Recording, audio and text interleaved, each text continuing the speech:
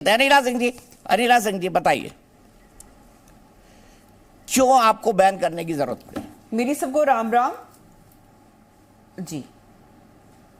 देखिए, ऐसा है, अभी मुफ्ती हबीब पटेल साहब को सुन रही थी और एक राष्ट्रीय चैनल पर बैठकर इतना सफेद झूठ बोल रहे थे और लगातार झूठ बोल रहे थे। क्या ये इस चीज को नकार सकते हैं? अगर पूरे विश्व की अगर हम बात करते हैं तो तकरीबन 3 ट्रिलियन जो डॉलर्स है उसका बिजनेस है ये सर्टिफिकेशन का। अगर अपने भारतवर्ष की हम बात कर लेते हैं तो $100 बिलियन से ज्यादा भारतवर्ष का है। और जो इन लोगों का ये जो पूरी ऑर्गेनाइजेशन है, और इन लोगों ने ये कहा हुआ है कि अभी तो तकरीबन $100 बिलियन का है और आगे 3 साल में हम इसको तिगना कर देंगे। और ये साहब कह रहे हैं कि हम तो पैसे लेते ही नहीं हैं, झूठ बोलते हैं, सालाना फीस लेते हैं ये लोग। और ये भी इन्होंने खुलकर नहीं बताया, जबकि आपने बारंबार इनसे पूछा कि भाई साहब हमें समझा तो दीजिए, हलाल लिपस्टिक कैसी होती है, हलाल परफ्यूम कैसा होता है, हलाल डॉक्टर कैसा होता है, हलाल नर्स कैसी होती है, हलाल ट्रक कैसा होता है। जवाब नहीं दे पाए वो, क्योंकि वो झूठ बोल रहे हैं लगातार यहां पर बैठकर। हलाल का मतलब ये होता है कि जो शरिया कानून बना हुआ है इस्लाम में, उसके तहत जो भी प्रोडक्ट बन रहा है या जो भी सर्विस दी जा रही है उस कानून के तहत है, बिल्कुल इस्लामिक रीत रिवाज के तहत जो है वो सर्विस या वो प्रोडक्ट दिया जा रहा है आपको। ये असलियत है इस भारतवर्ष की। राशिद अल्वी साहब की बाइट आपने चलाई, उन्होंने क्या कहा? अगर हमारी सरकार उत्तर प्रदेश में बनती है तो बहुत चीजें हमें बदलनी होगी।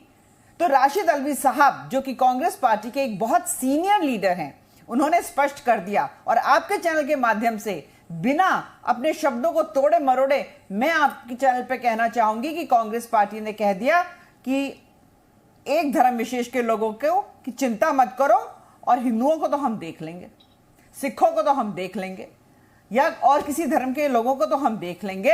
तो ये चेतावनी है हिंदुओं के लिए भी कि ऐसे राजनीतिक दल जो आज तक तुष्टीकरण की राजनीति इस भारतवर्ष में करते चले आए हैं, अगर उनकी सरकार सत्ता में आ जाती है तो देख लीजिए फिर आपका क्या हर्ष होने वाला है। अनिला जी, मैं आपको यही रोकता हूं, आती है तो तुरंत कहने लग जाते हैं अरे। मैं आपको यही रोकता हूं क्योंकि मेरे साथ एक और मेहमान जुड़ गए हैं, फाउंडिंग मेंबर है all India Muslim personal law board के मोहम्मद सुलेमान साहब। बड़े आदमी हैं, वरिष्ठ हैं, बुजुर्गवार हैं। मैंने माफ कीजिएगा आपको इसीलिए रोका। सुलेमान साहब, ये क्या है हलाल सर्टिफिकेशन, क्या है, समझाइए इसको। देखिए, मैं तो संवैधानिक बात करूंगा, भारत के संविधान से देश को चलाना चाहिए ये बात करूंगा।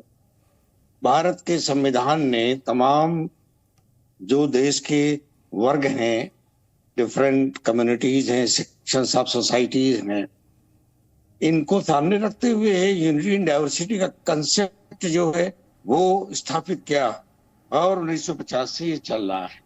ये भाजपा सरकार में भी अनिता सिंह जी की बात सुन रहा था, वो एक वर्गीकृत या वर्गीकरण की राजनीति पर विश्वास रखते हैं।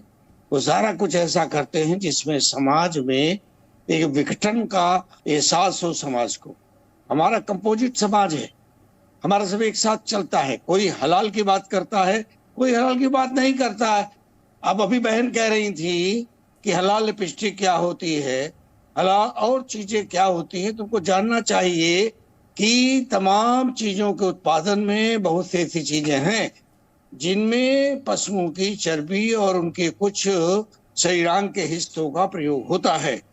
जो पशु हलाल तरीके से इस बार नहीं होते, अगर उनकी चर्बी या उनके शरीरांग का कोई हिस्सा इस्तेमाल होता है वो हराम होता है। एक इस्लामिक आस्था, इस्लामिक शरिया के मुताबिक, नॉट अबाउट इंडियन शरिया जो कह रही थी, इंडिया की बात नहीं है। ये ग्लोबल इस्लाम का कंसेप्ट है, ये यूनिवर्सल कंसेप्ट है, ये एक राष्ट्र विशेष का कंसेप्ट नहीं है। तो इस कंसेप्ट के तहत हम और ज्यूज भी इसको पसंद नहीं करते, इस्तेमाल नहीं करते। तो अगर कोई समाज हलाल चीजों पर बना हुआ, कंपोनेंट्स पर बना हुआ चीज इस्तेमाल करना चाहते हैं तो what right government has got to ban it. ये बैनिंग का क्या मामला है भाई? आप तो सबके मुखिया हैं, 27 करोड़ के मुखिया हैं। आप खाली अनिता सिंह जी के मुखिया तो नहीं है, उस वर्ग विशेष के मुखिया तो नहीं है। ठीक है, जो आप उनको बैन। सुलेमान साहब, मैं अनिला जी आपकी बात का जवाब देना चाहती हैं। अनिला जी आपकी बात का जवाब देना चाहती है, चाहिए। लेकिन मुझे आपने बताया कि लिपस्टिक और बाकी चीजों में पशुओं की चर्बी का इस्तेमाल, जी। तो मुझे बताइए दूध कैसे हलाल और हराम हो सकता है, कपड़ा कैसे हलाल और हराम हो सकता है, बताइए दूध कैसे हलाल या हराम हो सकता है? ऐसा दूध के प्रोडक्ट की बात नहीं कर रहा मैंने जो बात स्पेसिफिक कही उसकी बात कीजिए। पर दूध पे भी तो हलाल देखिए, सर्टिफिकेशन चल रहा है ना बात मोहम्मद सुलेमान साहब, बात ये है, कपड़े पर भी चल रहा है। बात यह है कि अगर कुछ चीजें जिनके कंपोनेंट्स हलाल पर बनाते हैं उनका दावा है, सर्टिफिकेशन है, अगर वो कंपटीशन दुनिया में उतरते हैं तो प्रॉब्लम क्या है सरकार की, ये नहीं समझ पा। ठीक है, इसमें समस्या क्या पैदा होगी? ठीक है, तो सिख समाज बोलता है कि वो हलाल नहीं खा सकते, झटका खाते हैं, तो सिखों की संस्था को भी इजाजत दे दी जाए कि वो परमिट करें। हाँ बिल्कुल बिल्कुल, वो लिखते हैं, उनके मांस के व्यापारी दुकानों में बकायदा लिखते हैं। पंजाब अगर आप गए हो, आप चौरसिया जी राष्ट्रीय स्तर के वो हैं, जर्नलिस्ट हैं, आपने सब देश का देखा है, अवलोकन किया, वहां लिखते हैं बकायदा, और दे आर वेरी ऑनेस्ट, क्यों लिखते हैं, लिखना चाहिए। ठीक है, अनिला सिंह जी आपका जवाब। जी, मैं मोहम्मद सुलेमान भाई से ये पूछना चाहूंगी, आपने एक प्रोडक्ट का अभी यहाँ पे उदाहरण दे दिया, वो है लिपस्टिक। शायद आप तो पढ़े लिखे इंसान हैं, आपको भी पता होगा कि लिपस्टिक में किसी भी प्रकार की चर्बी का इस्तेमाल नहीं होता है। मेडिकल टूरिज्म में हलाल जो है सर्टिफिकेशन चल रहा है, लॉजिस्टिक्स में हलाल सर्टिफिकेशन चल रहा है, चीनी चाय पत्ती बिस्किट में हलाल सर्टिफिकेशन चल रहा है। ये बता दीजिए WHO में कहीं पे लिखा हुआ है कि भैया हलाल सर्टिफिकेशन होना चाहिए? हाँ, या बता दीजिए कहीं कोई और अंतरराष्ट्रीय संस्था UNO में कहीं लिखा हुआ है, कहीं कहीं लिखा हुआ है कि इस प्रकार की संस्थाएं हर देश में होनी चाहिए जो प्रोडक्ट्स पे ये सर्टिफाई करें। और साबरीमाला पे, अगर साबरीमाला में प्रसाद के रूप में अगर खीर बनती है तो वहां हलाल सर्टिफाइड गुड़ का इस्तेमाल हो। ये मखौल आपने हिंदुओं का क्यों बनवा दिया है साहब?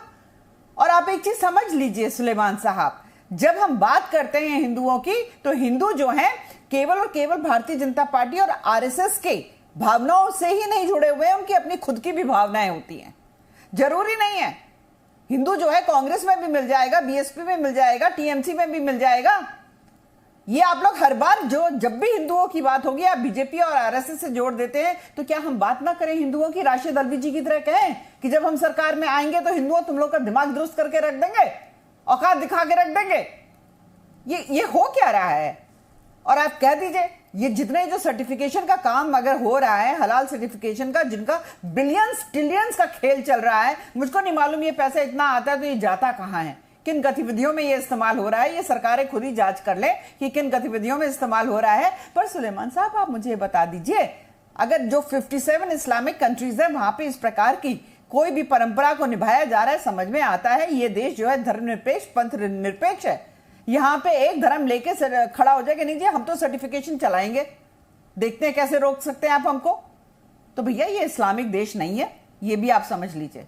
हाल फिलहाल में तो दीपक जी मैंने सुना है, मैं थोड़ा भूल रही हूं, कंफ्यूज हो रही हूं, UK USA में एक हलाल बैंक भी खुल गया है। बैंक भी खुल गया, अभी तक तो अस्पताल में ये सब चल रहा था, बैंक में भी शुरुआत हो गई है। तो ये बहुत ही चौंकाने वाली चीजें हैं और अभी भी नहीं जागा समाज, तो आप समझ लीजिए कि इसका भविष्य क्या होने वाला है।